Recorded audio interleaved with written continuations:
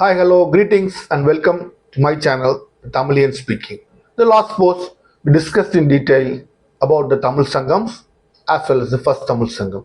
And we also analyzed threadbare whether the name could be given as Sangam. And I came to a conclusion based on the reasonings given in that post that the name could not have been Sangam and it could have been something else. But because of long practice and long usage, the name Sangam has stuck and I don't want to disturb that. And in this video also, we will continue to refer as Tamil Changam only and we will not try to use any other word so that the viewers who are viewing this channel will find it easy to refer and make any further references using the very same word. Now, the last occasion, on the last post, rather in the last post, we also saw how Rishi Agastya could not have been the chief patron or the chief poet of the first Sangam. Now, for most of the world, barring Tamilians, the Sangams are legendary. They are just a legend as the Atlantis is, and therefore, even some people say they take it with a pinch of salt. But for most of the people in this world, they don't even take it with a pinch of salt. For them, it is completely legendary and it is not truthful. But for Tamilians, the Sangams did exist and the lands also existed. But if you ask for solid proof, the only thing we can do is to show our empty hands. Because the places where these Sangams were held are no longer in existence, they have submerged in the sea. And the literatures which were produced during the first two Sangams are also not available with us and they have also been subsumed by the sea. Therefore, if you say it is legendary, I may not have much of an evidence to support the theory it is not legendary. But I can always say that evidences are there which show that the Sangam or the places where the Sangam did take place, did exist. In this post, we are going to refer to the second Sangam, or it is also called as Idai Sangam or the middle Sangam. This Sangam, according to Tamil historians, lasted from the end of the first Sangam, that is BC 5200 to BC 1500.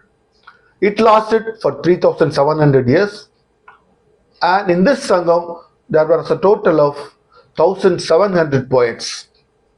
During this period, the Sangam was reigned over by 59 Pandya kings. The first Pandya kings was Vendar Chelian. The last king of the second Sangam was Budathirumaran. The famous literature, although none of the literatures of the second Sangam have survived, we do get the names of some of the literature of the second Sangam. They are Kali, Kurugu, Vendali and Vyalamalaya. These are the names which you find from the Iriyana Ragapurul. As already stated in the earlier post, Iriyana Ragapurul written by Nakiran is, or I would say, deals most extensively with these Sangams, and it is this book which refers to this meeting point of poets as Sangam. And this book was written in the 5th century or 8th century AD. Now, none of the books of the second Sangam has survived. Now people may say Tolgapiyam has survived. Yes, people say that Tolgapiyam was written in the second Sangam, and my humble opinion is Tolgapiyam was not written in the second Sangam and Tolgapiyam does not belong to the second Sangam. And I have not come to this conclusion based on surmises and conjectures, but based on certain reasonings that I find it impossible to place Tolgapiyam in the second Sangam or the middle Sangam. And what are those reasonings which made me believe that the Tolgapiyam could not have been written in the second Sangam? That we will deal with in a separate post. Now, having taken Tolgapiyam out of the second Sangam or the Idai Sangam, Kali, Kurugu, Vendali and Vyalamalaya, according to me, are the names of some literary works that were written in the second Sangam. None of them have survived. Therefore, the second Sangam lasted for 3700 years from BC 5200 to BC 1500, and 59 Pandya kings reigned over during those period. The first of them was Vendar Chelian, The last of them was Mudathirumaran. And it is this Mudathirumaran who established the third Sangam, or who was the first king of the third Sangam or the Kadai Sangam. Now you may say that you are saying that the second Sangam was established in Kabadapuram. What is this proof? For that we have some proof. Because the name Kabadapuram finds its mention even in Ramayana and also in Astra Shastra of Kaudilya.